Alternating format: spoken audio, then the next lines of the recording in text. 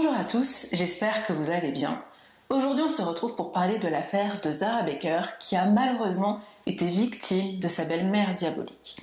Ce sujet de vidéo m'a été suggéré par une abonnée à qui j'ai très bien parlé sur Instagram. Donc Joanne, considère que cette vidéo, elle est pour toi. J'ai essayé vraiment d'aller dans tous les détails de cette affaire et de couvrir toutes les choses importantes. Donc j'espère que ça te plaira et considère que cette vidéo, elle est pour toi. Bienvenue dans un nouvel épisode de Crime et Justice.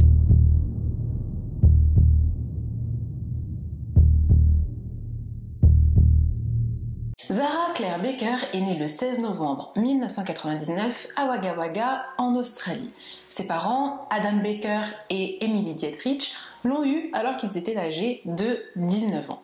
Malheureusement, Emily a souffert d'une sévère dépression postpartum et par conséquent, elle a complètement rejeté Zara à la naissance. Emily avait peur de représenter un danger pour Zara et de lui faire du mal, donc elle a décidé de se séparer d'Adam et de lui confier la garde exclusive de Zara. Adam a alors pris la décision de déménager avec Zara chez ses parents dans la ville de Girou en Australie. La petite Zara a eu un début d'enfance plutôt normal jusqu'en 2005 où on lui a diagnostiqué 2 cancers. On lui a tout d'abord diagnostiqué un cancer des os et on a dû lui amputer la jambe inférieure. Ensuite, on lui a diagnostiqué un cancer des poumons et on a dû lui enlever la partie du poumon qui était infectée par le cancer, et tout ça alors qu'elle était seulement âgée de 5 ans. Elle a également subi une chimiothérapie pendant de très longs mois, ce qui lui a endommagé l'audition et elle était maintenant obligée de porter un appareil auditif pour entendre. Toute cette situation, c'était bien évidemment quelque chose de très gros à gérer pour Zara, qui était seulement âgée de 5 ans, mais aussi pour son père, Adam Baker, qui était père célibataire et qui devait s'occuper tout seul de sa fille. Certes, il habitait chez ses parents, donc il avait sûrement de l'aide de leur part, mais ça doit quand même être lourd à porter de dire que ton enfant unique est aussi malade et risque de mourir en fait du jour au lendemain. Durant la même année où Zara a été diagnostiquée avec ces 2 cancers, Adam a commencé à chatter sur internet avec des femmes pour rencontrer de nouvelles personnes. Et c'est donc toujours en 2005 qu'il va faire la rencontre de Gothic Fairy, alias Eliza Fairchild, sur le site IVMU. Eliza est une femme de 40 ans, originaire de Caroline du Nord, aux États-Unis, et elle vit d'ailleurs aux États-Unis, et je vous le rappelle que Adam Baker et Zara se trouvent en Australie. Malgré ça, c'est le coup de foudre entre Adam Baker et Eliza Fairchild. Eliza et Adam vont alors avoir une relation à distance pendant 3 ans.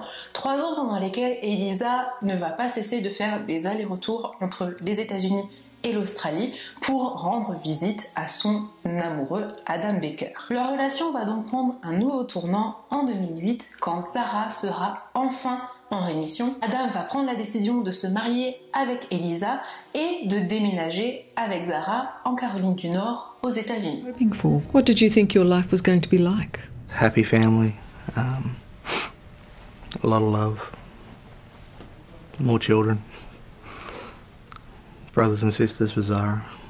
La nouvelle petite famille va d'abord avoir un petit peu de mal à trouver une certaine stabilité puisqu'ils vont déménager plusieurs fois dans différentes villes de Caroline du Nord jusqu'au moment où ils vont définitivement poser leurs valises dans la ville d'Hickory. Ils ont décidé de s'installer dans la ville d'Hickory tout simplement parce que c'était la ville natale d'Eliza, donc ça faisait sens, et ils y ont inscrit Zara à l'école publique d'Hudson. Cependant, malgré cette nouvelle vie plutôt prometteuse, la famille Baker a commencé à voir les choses de moins en moins en rose. La première faille de la famille Baker, c'était qu'Adam était un père très absent. Tout simplement parce qu'il n'avait pas de visa de travail et n'avait pas l'autorisation légale de travailler aux États-Unis. Par conséquent, il était obligé de travailler au noir et d'avoir les pires horaires du monde. Comprenez-moi bien, un travail est un travail, on ne crache pas dessus, surtout quand on a besoin d'argent, mais je dis ça vraiment pour expliquer pourquoi il était un père absent. Donc il est obligé d'accepter les horaires que personne ne voulait, les horaires qui étaient beaucoup trop tôt ou beaucoup trop tard, ou qui étaient vraiment les tranches horaires qui étaient vraiment beaucoup trop longues. Il était obligé de les accepter, d'autant plus que c'était le seul revenu du foyer puisque Eliza ne travaillait pas. Donc la petite Zara voyait très peu son père et était soit livrée à elle-même ou obligée de rester seule avec sa nouvelle belle-mère Elisa Baker. La deuxième faille de la famille Baker, c'est qu'Elisa était loin d'être la belle-mère aimante qu'elle prétendait être. Selon plusieurs personnes, Elisa était physiquement et mentalement abusive envers la petite Zara Baker. Il arrivait par exemple à Elisa de crier sur Zara parce qu'elle ne marchait pas assez vite à son goût. Et je vous le rappelle que la petite Zara a eu la jambe inférieure amputée à cause de son cancer et qu'elle était obligée de marcher avec une prothèse de jambe. Donc c'est un petit peu normal si elle avait du mal à marcher vite. Il y a aussi le témoignage d'une ancienne propriétaire, donc je vous le rappelle qu'avant de s'installer à Hickory, la famille Baker a été un petit peu de ville en ville. Donc il y a une ancienne propriétaire qui raconte qu'elle n'a pratiquement jamais vu Zara et que quand elle voyait Zara, elle pensait même que ce n'était pas l'enfant du couple et que c'était par exemple, je sais pas, une petite fille ou une cousine éloignée qui visitait les Baker à leur domicile. Alors que non, la petite Zara vivait bien ici, mais c'est qu'elle était toujours enfermée et qu'elle était rarement autorisée à sortir dehors. Donc, il y a quand même plusieurs d'anciens voisins et de voisins à Hickory qui ont remarqué qu'il y avait quelque chose qui clochait dans cette famille et qui ont décidé d'alerter les services sociaux qui ont ouvert une enquête. Et les voisins n'étaient pas les seuls à avoir remarqué que quelque chose clochait à ce niveau-là, puisque l'institutrice de Zara a également fait appel aux services sociaux puisqu'elle soupçonnait que Zara était maltraitée à la maison. Elle a d'abord remarqué ça de par le comportement de Zara, qui sûrement présentait des signes d'une personne qui subissait des abus à la maison, mais aussi parce qu'un jour, Zara est arrivée à l'école avec un œil au beurre noir. Et quand l'institutrice a interrogé Zara pour lui demander ce qui lui est arrivé à l'œil, Zara lui a répondu qu'elle était tout simplement tombée et que c'est pour ça qu'elle avait un œil au beurre noir. Sauf que la maîtresse n'était pas dupe et elle s'est dit qu'il valait mieux prévenir les services sociaux. Donc Elisa Baker a été convoquée à l'école à plusieurs reprises. Mais malheureusement, les diverses enquêtes des services sociaux n'ont rien donné et ils n'ont pas pu prouver qu'Elisa Baker infligeait des sévices à Zara Baker. En voyant ce manque d'action et en ayant peur pour Zara, l'institutrice a décidé de donner son numéro de téléphone personnel à Zara en lui disant « Écoute, si tu as le moindre problème un jour, tu m'appelles directement et je viendrai t'aider. » Et c'est arrivé aux oreilles d'Elisa qui s'est empressée de déscolariser Zara pour lui faire l'école à la maison. Donc il en va de soi que si Elisa Baker n'avait rien à se reprocher, il n'y avait vraiment aucune raison pour qu'elle retire Zara de l'école. Et on aurait vraiment dit qu'elle a fait ça pour empêcher les gens de s'immiscer dans leur vie et qu'ils viennent découvrir ce qui se passait vraiment à la maison. Au total, sur l'année 2010, les services sociaux ont visité 4 fois le domicile des Baker sans rien trouver et ils ont décidé de clôturer l'enquête le 6 août 2010, ce après quoi Elisa était libre de faire ce qu'elle voulait. Donc pour vous donner un ordre d'idée, d'après les témoignages, la petite Zara aurait été victime de sa belle-mère depuis 2008, donc depuis son emménagement en Caroline du Nord. Et pour être franche, je trouve ça vraiment curieux que l'enquête des services sociaux n'ait rien donné. On parle quand même de plusieurs témoignages de différents voisins. On va dire que plusieurs voisins dans chaque ville que les Baker ont occupé ont témoigné et ont dit que pour eux, il y avait des abus envers Zara Baker. Il y a aussi l'institutrice de Zara qui a témoigné, qui a signalé des choses. L'institutrice de Zara, c'est quand même quelqu'un qui a côtoyé Zara assez régulièrement pendant une période. Donc pourquoi l'enquête n'a rien donné? Est-ce que les services sociaux ont mal fait leur travail ou est-ce que Elisa est une très bonne menteuse manipulatrice et qu'elle a réussi à dissimuler des choses lors des visites des services sociaux? Je ne comprends pas, mais voilà. En tout cas, ce qui est sûr, c'est que la vie de la famille Baker va prendre une tournure sinistre le 9 octobre 2010, soit 2 mois après la fermeture de l'enquête par les services sociaux. Ce fameux 9 octobre 2010, à 5h30 du matin, Elisa Baker compose le 911 pour signaler un incendie dans son jardin. Pompiers et policiers arrivent sur les lieux. Bien heureusement, les pompiers arrivent à maîtriser le feu et les policiers commencent à enquêter sur les lieux parce que l'incendie leur paraît très suspect. Les policiers vont alors arriver devant le véhicule de travail d'Adam Baker et vont remarquer que le véhicule dégage une très forte odeur de gazole. Ils vont ensuite faire le tour du véhicule et vont découvrir une note écrite sur le siège passagers de la voiture et cette note va s'avérer être une demande de rançon. Sur cette note, il était écrit « On a votre fille, votre fils sera le prochain, on veut $1 million et n'appelez pas la police. » Les policiers interrogent Adam sur cette demande de rançon et Adam ne comprend pas vraiment pourquoi il s'est ciblé, parce qu'il explique aux policiers que sa fille va très bien, qu'elle est en train de dormir dans sa chambre, et surtout qu'il n'a pas de fils. Donc en réfléchissant, Adam se rend compte qu'il n'était pas la cible de cette demande de rançon, mais que la vraie cible c'était Mark Coffey, son patron. Et en effet, Mark avait bel et bien une fille et un fils, et il était aussi propriétaire du camion et de la maison dans laquelle habitait Adam. Donc Adam explique aux policiers que la personne qui a écrit cette demande de rançon s'est probablement trompée de domicile et que les enfants de son patron sont sûrement en danger. Les policiers préviennent alors Mark Coffey qui fait des vérifications et qui se rend compte que ses enfants vont très bien. Mark décide de venir sur les lieux pour discuter avec les policiers, pour sûrement faire une liste des probables ennemis qu'il peut avoir. Après avoir discuté pendant de longues heures avec Adam et les policiers, tout le monde est finalement rentré à la maison puisqu'il n'avait rien à signaler à part de dire à Adam et à son patron de faire attention. Il n'y avait rien d'autre que les policiers puissent faire. Sauf que cette même journée, à 14h, Adam Baker va rappeler le 911 et cette fois-ci pour signaler la disparition de sa fille, Zara Baker. 911. Hey, how you doing? I'm good. I need police. Which police? Hickory. It's a note from my boss's daughter. I got up this a little while ago, and it appears they took my daughter instead of my boss's daughter. Okay. How old's your daughter? She's 10. How long has she been missing? We checked in there last night about 2:30 and she was there. Adam fait alors le rapprochement entre la disparition de sa fille et la demande de rançon qu'ils ont trouvée le matin même dans son camion.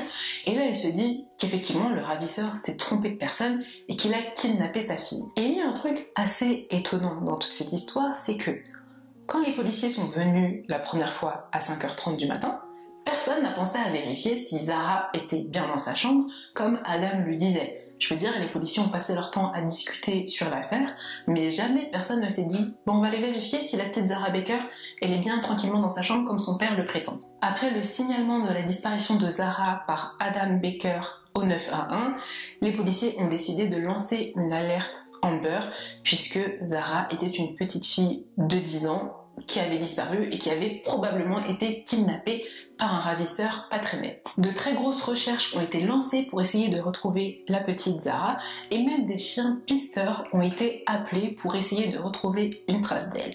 Mais attention, pas n'importe quel chien pisteur.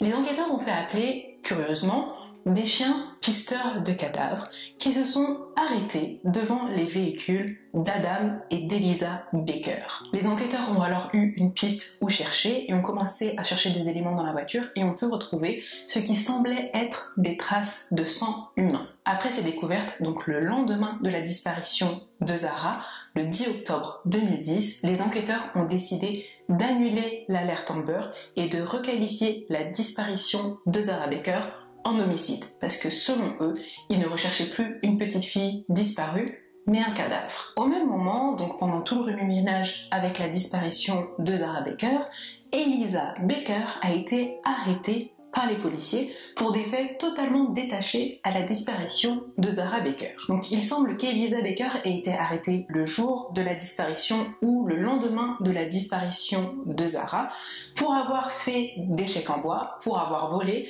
mais aussi pour avoir conduit un véhicule alors que son permis de conduire avait été révoqué. Donc les enquêteurs se sont dit: on a Eliza Baker sous la main, autant l'interroger sur la disparition de sa belle-fille. Bien évidemment, Eliza va affirmer qu'elle n'a rien à voir avec la disparition de sa belle-fille. Les enquêteurs vont tout de même décider de faire passer Eliza Baker au polygraphe, donc au détecteur de mensonges, et devinez quoi, Eliza va échouer à 3 questions qu'on lui aura posées en rapport avec la disparition de Zara Baker. Ces questions étaient: avez-vous blessé Zara? Est-ce que vous savez si quelqu'un aurait pu faire du mal à cet enfant? Connaissez-vous la personne qui a écrit la demande de rançon? Donc Eliza Baker a échoué en répondant à ces 3 questions et coup de théâtre, 2 jours après la déclaration de la disparition de Zara Baker, Eliza Baker va avouer aux policiers que c'est elle qui a écrit la demande de rançon qu'on a retrouvée dans le camion d'Adam. Je pense qu'on comprend tous où on veut en venir avec cette affaire de disparition, mais avant d'aller plus loin sur les éléments de preuve qui ont été trouvés, sur les différentes versions, et aussi pour nous aider à mieux comprendre la suite des événements, je pense que c'est important de faire une petite aparté sur qui était Eliza Baker. Eliza Baker, qui est née Eliza Fairchild, a grandi en Caroline du Nord dans une famille sans trouble. Il paraît même qu'elle était très populaire au lycée. Cependant, la sœur d'Eliza Baker l'a décrit comme étant très rusée, manipulatrice et menteuse compulsive. Eliza s'est mariée pour la première fois à l'âge de 18 ans et après ça, elle n'a pas arrêté de collectionner les maris. Petit disclaimer, je n'ai rien contre les personnes qui ont eu plusieurs maris dans leur vie. Ça arrive, on peut trouver l'amour plusieurs fois, mais là je dis ça parce que vous allez comprendre pourquoi je dis qu'elle a collectionné les maris. Donc Eliza a été mariée plusieurs fois, et le problème, c'est qu'elle ne divorçait pas quand elle décidait de se marier avec un nouvel homme. Ce qui fait que parfois, elle se retrouvait mariée à 3 hommes en même temps. Je vous avoue que je m'interroge sur comment elle a fait pour se marier à plusieurs personnes en même temps, mais je me dis qu'aussi, on est aux États-Unis.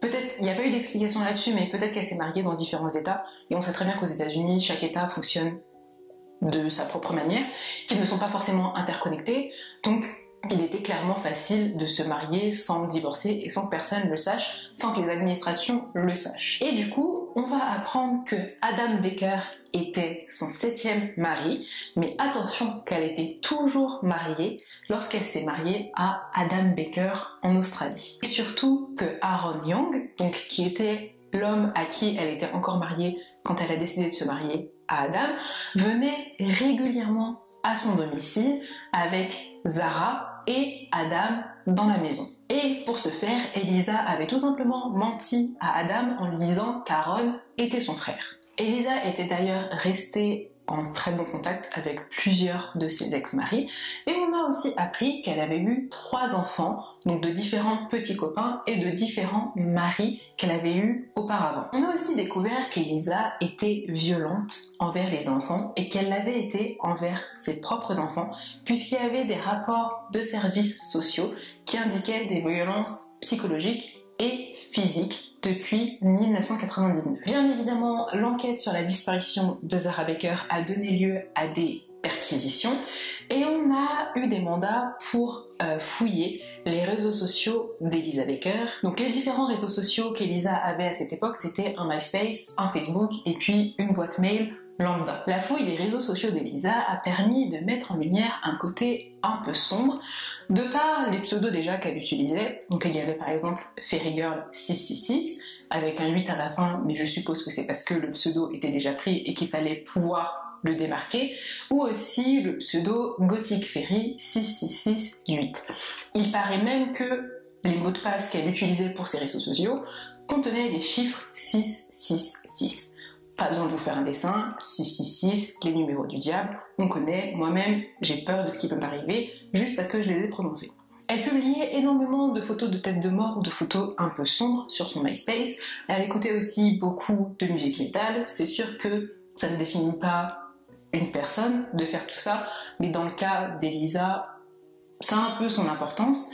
Et aussi la musique qui animait son MySpace semblait avoir été choisie avec précaution et pour une raison, parce que cette musique s'intitulait Living Dead Girl. Eliza publiait aussi des photos de Zara sur son MySpace, et un jour, elle a publié une photo de Zara avec en description The Dark Child LOL. Donc, en traduction, l'enfant sombre, LOL.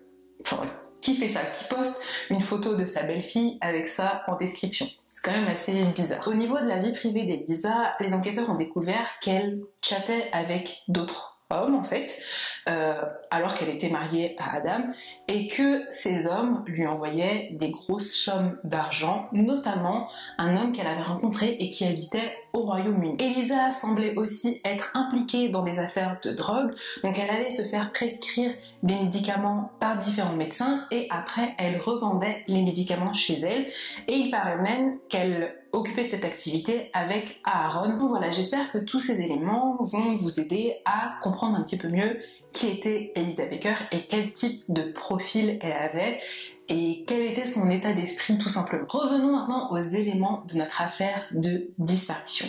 Élément marquant, le 11 octobre 2010, Elisa Baker avoue avoir écrit la demande de rançon retrouvée dans le véhicule d'Adam.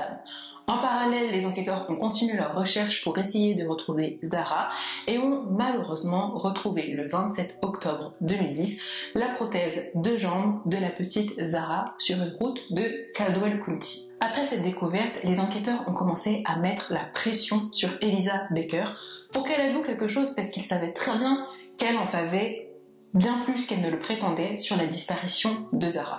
Ils lui ont mis la pression, ils ont dû la menacer, lui dire qu'elle risquait la peine de mort, ou peu importe, enfin on connaît déjà les enquêteurs aux États-Unis. Et devinez quoi, Elisa Baker a fini par mener les enquêteurs au corps de Zara Baker, qui avait disparu quelques semaines auparavant. Et en arrivant sur les lieux indiqués par Elisa, les enquêteurs se sont rendus compte qu'ils n'ont pas trouvé un corps, mais des parties de corps réparties dans toute la forêt. La petite Zara Baker avait été démembrée et les parties de son corps avaient été réparties dans différents sacs poubelles. Donc les enquêteurs à ce moment-là ont pu retrouver la majorité du corps de Zara Baker à l'exception de sa tête. À ce stade de la vidéo, je pense qu'on est plutôt tous d'accord pour dire que les doutes sur l'implication d'Elisa Baker sont très minces. Elisa Baker qui a échoué au détecteur de mensonges, qui a avoué avoir écrit la demande de rançon et aussi qui a carrément dit aux enquêteurs où trouver la dépouille de la petite Zara Baker. Eh bien, tenez-vous bien parce que cette histoire est pleine de rebondissements et Elisa Baker va livrer un récit plutôt absurde sur ce qui est soi-disant arrivé à Zara Baker. Three, somewhere around in there. And she was laying on her bed. And I said, Zara, are you okay? And I walked over to the bed and I said, Zara. She still didn't move. I put my hand on her and I could tell she wasn't breathing.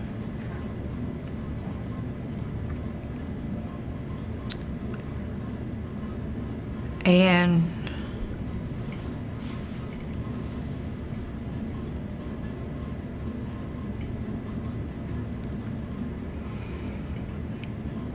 my first thought was CPR. And so I immediately started CPR. I worked on her for probably about 30 minutes and couldn't get her back.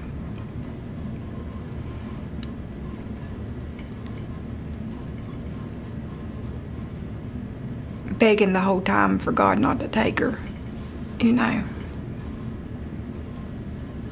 Right then, I should have called 911.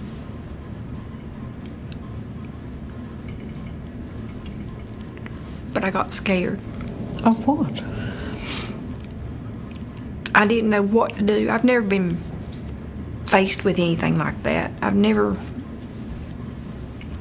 If you'd done CPR, you'd dial 911, wouldn't you?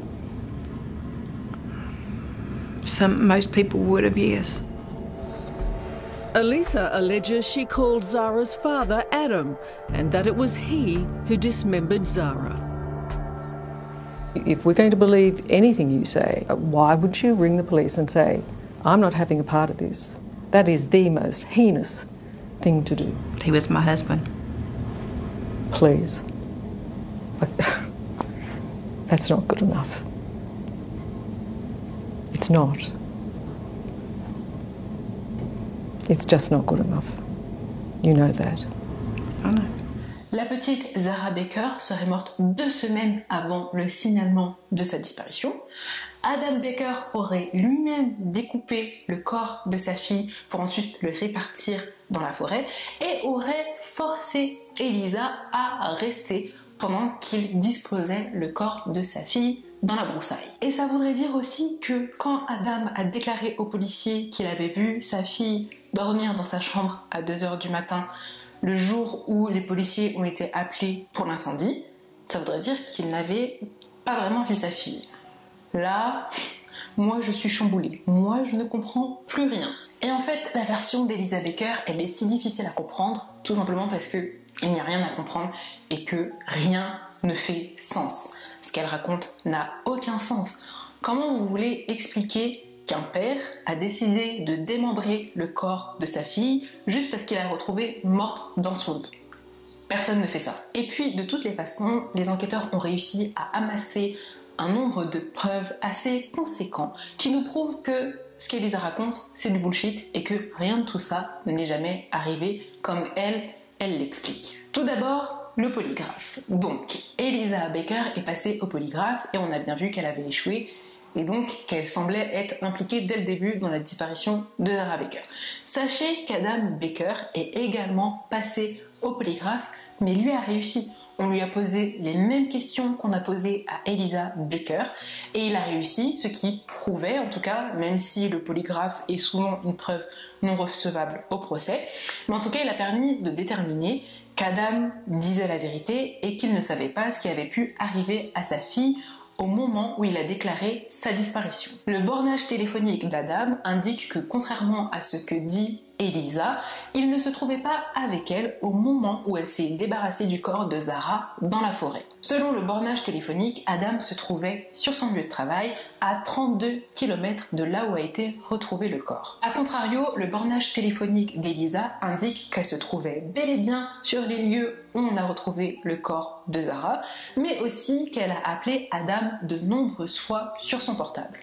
Quel est l'intérêt d'appeler une personne alors qu'elle est censée se trouver juste à côté de toi en train de se débarrasser d'un corps? Au domicile des Baker, on a retrouvé des projections de sang sur le plafond de la chambre de Zara Baker. On a pu aussi retrouver un matelas rempli d'incisions, comme des incisions qui avaient été faites par un objet tranchant, et on a trouvé de nombreuses traces de sang qui avaient été nettoyées et dans la chambre de Zara et dans le lavabo de la salle de bain. On a aussi retrouvé des gants jetables ainsi que des sacs en plastique qui correspondraient à ceux dans lesquels on a retrouvé la dépouille de Zara. Un autre élément important, c'est que le crâne de Zara a été retrouvé 2 ans plus tard, soit en 2012.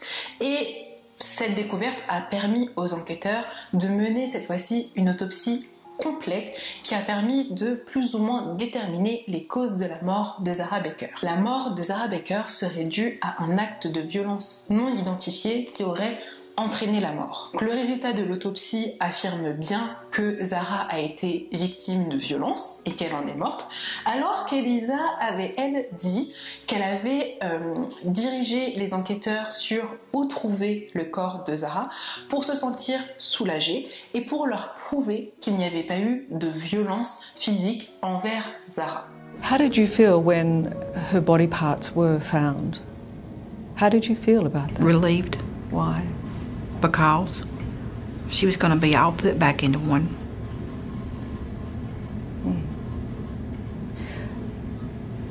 And when her skull was found? I was relieved as well because it showed no abuse. Sauf que l'autopsie vient juste de prouver le contraire. Donc au final, qu'est-ce qui s'est passé le jour de la mort de Zara? Zara serait morte le 24 septembre 2010 sous les coups de sa belle-mère, qui après ça a dû se rendre compte de son erreur et a dû se dire ok, il faut que je me débarrasse du corps, et c'est pour ça qu'elle a décidé de le démembrer pour pouvoir s'en débarrasser plus facilement. Contrairement à ce qu'elle dit, et les preuves matérielles l'ont prouvé, Adam Baker n'a rien à voir avec la mort et le démembrage de sa fille. Zara was dismembered, and that is horrifying. Do you have any words for that? It's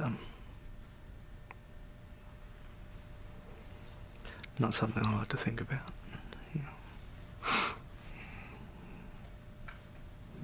It makes me sick how somebody could do that. Lisa alleges you were involved in that. Yeah, that's what she says. Lisa alleges that you and she disposed of Zara's body. Is that untrue? That's the biggest lie she's ever told. For starters, there's no way I could do that to my child. For her to sit there and say that I dismembered my child, there's no way on earth that I could do that. Mais il reste tout de même une part d'ombre sur le rôle qu'a joué Adam Baker. Parce que je sais pas pour vous, mais moi je me pose vraiment des questions sur cet homme. Tout d'abord avec le fait que Zara soit en fait morte le 24 septembre et que sa disparition n'a été signalée que le 9 octobre, soit 2 semaines après sa vraie disparition et sa mort. Ça voudrait dire qu'Adam Baker a passé ces 2 semaines complètes sans voir physiquement sa fille et sans s'en inquiéter. Et ça me pose un peu problème. Et surtout, pourquoi il a dit aux policiers qu'il a vu sa fille dormir le 9 octobre à 2h du matin dans sa chambre, alors que, au final, on sait très bien que c'était pas le cas, et que Zara n'était plus au domicile. Il s'est avéré qu'en fait, Adam Baker n'avait pas vraiment vu sa fille, mais qu'il avait juste ouvert la porte de la chambre, qu'il avait vu une forme sous la couette, et qu'il s'était dit, bon ok, elle dort, ok c'est bon, elle est là.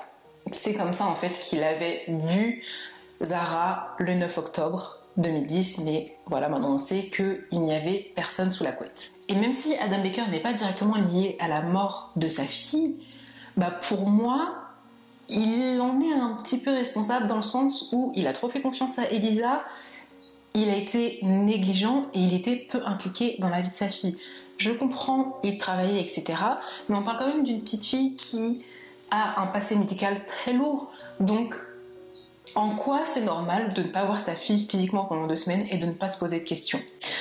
Adam, lui, dit que il travaillait beaucoup, qu'il était fatigué, qu'il faisait totalement confiance à Elisa, ça on l'avait bien compris, mais il explique aussi que Zara était un petit peu en crise de préadolescence et qu'il lui arrivait de passer des heures voire des jours sans sortir de sa chambre, et que c'est pour ça que en fait le fait qu'il ne l'ait pas vraiment vue pendant ces 2 semaines ne l'a pas alerté plus que ça, parce qu'il s'est juste dit oui bon elle est en crise et puis je la laisse et puis elle sortira et on se verra quand elle l'aura décidé. Et c'est vrai qu'il ne faut pas sous-estimer et ne pas oublier qu'Elisa était une très bonne menteuse et manipulatrice, donc peut-être qu'elle aussi elle l'incitait, et encore une fois je cherche pas à excuser Adam parce que pour moi il a sa part de responsabilité dans l'histoire, mais peut-être qu'Elisa arrivait à le manipuler pour le dissuader d'aller voir sa fille. Et peut-être que c'est elle qui lui a mis l'idée du « mais non, elle est en crise de préado, elle veut rester enfermée dans sa chambre ». Je pense qu'elle a aussi quand même pas mal manipulé. Par exemple, il y a le témoignage du quand Zara a eu l'œil au beurre noir, il a demandé à Zara comment elle s'était fait ça et Zara lui avait répondu qu'elle était tombée. Il avait aussi questionné Elisa qui lui avait dit « mais si, elle est tombée sur un placard, de toutes les façons tu vois bien comment elle est maladroite avec sa prothèse de jambe, elle tient pas l'équilibre donc elle tombe souvent ». Et Adam s'est contenté de ça en disant ok, je vois pas pourquoi elle mentirait, et voilà. Sauf que ce manque de jugement a coûté la vie à Zara Baker, malheureusement. What has been the worst decision you made? Now, looking back, bringing Lisa into our lives. You believe that was the downfall? Yeah. You believe Zara would be alive today? Oh yeah. Definitely. Autre chose qui est curieux, mais qui restera sans explication convaincante, on va dire, c'est que Adam n'a jamais eu vent de qui était vraiment sa femme. I'm starting to wonder who this person is. Oh yeah. I don't even know this person. Did you ever see Lisa mistreating Zara? No. Qu'il était le 7e mari, il l'a jamais su, il ne savait pas qu'elle était toujours mariée, il ne savait pas tous ces petits trafics de drogue, etc. Il n'était au courant de rien. Au final, il a décidé de déménager de l'Australie jusqu'aux États-Unis, de déraciner sa fille qui venait à peine d'être remise de 2 cancers. Il a fait tout ça sans vraiment connaître la personne avec qui il allait vivre. Donc voilà, l'amour c'est bien, mais faites attention avec qui vous vous mettez en couple et avec qui vous vous mariez, s'il vous plaît. Donc de votre côté, n'hésitez pas à me dire ce que vous pensez du rôle d'Adam Baker. Pour moi, voilà, c'était juste un père négligent et sa négligence a coûté la vie à sa fille. Après voilà, les preuves matérielles ont montré qu'il n'avait aucune implication dans la mort ou dans le démembrement, pardon. Donc voilà, pour moi, l'analyse sur Adam Baker, elle s'arrête là en fait. Le mec était aveuglé, je sais pas si c'est par l'amour ou par la manipulation ou par les deux en même temps, mais en tout cas, Eliza Baker a vraiment fait un bon job là-dessus. Pour revenir à Eliza Baker, sachez que malgré toutes les preuves, madame continue à clamer son innocence et elle va même à raconter une histoire complètement différente sur la relation qu'elle avait avec Zara Baker. Tell me about your relationship with Zara. We hit it off right from the bat. What did you like about Zara? She had spunk about her. She never gave up. Always had a smile on her face. Always. Did you have a close bond? Very close. She called me Mom, and I treated her like she was my own child. She got no different treatment than my other kids did. Actually, my other kids got jealous of her. They said I treated her better.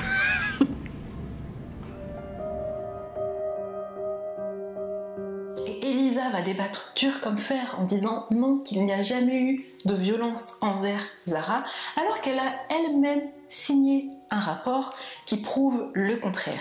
Et regardez bien à quel point les mensonges d'Eliza sont virulents, parce que même devant la vérité et devant les faits, elle continue à mentir.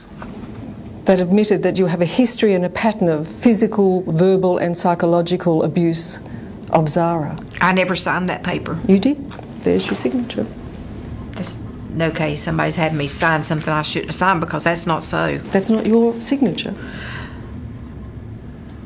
That's Along with your attorney.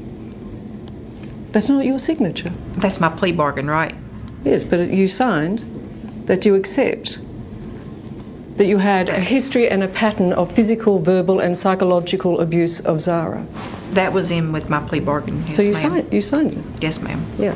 Why didn't You heard the evidence against me. Well, that means, from what I could see, you are as guilty as sin. You are a guilty woman. And you will not take responsibility for your actions.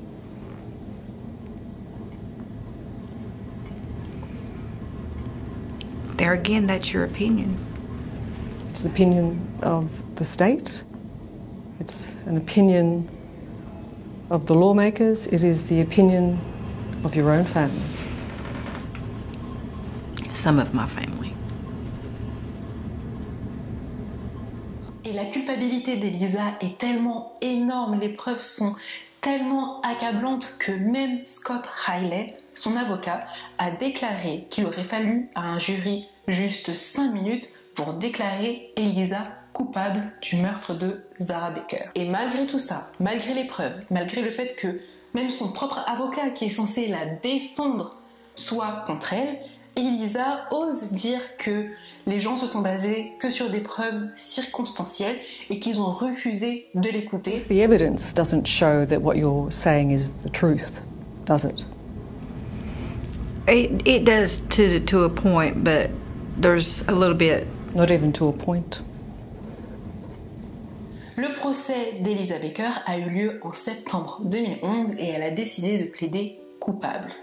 Attention, Eliza n'a pas plaidé coupable parce qu'elle l'est dans son esprit, mais plutôt, je pense que c'était une stratégie de son avocat qui voulait lui éviter une peine de prison trop conséquente et même lui éviter la peine de mort. Donc il y a eu un accord avec le procureur et elle a décidé de plaider coupable. À la grande surprise, Elisa Baker a seulement été condamnée à 18 ans d'emprisonnement.